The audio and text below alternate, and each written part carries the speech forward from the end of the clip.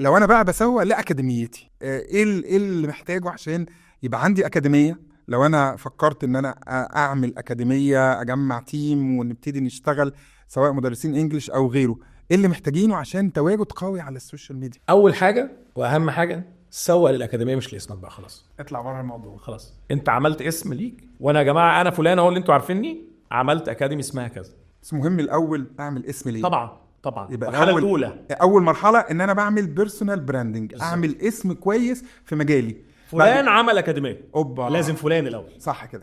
فلان عمل اكاديميه، المفروض ان خطتك بعد كده تكون خلاص فلان. مش انا معايا تيم اسم مالها اسم الشركه بتاعتك، اسم الاكاديميه بتاعتك هو اللي يبان دايما. هتحتاج منك في الاول انك تسند بتواجدك الشخصي طبعا لفتره.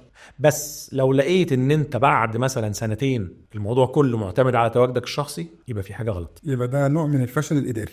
في مشكله عندك في الحاجه اللي انت فتحتها، انت مش عارف تديرها كويس.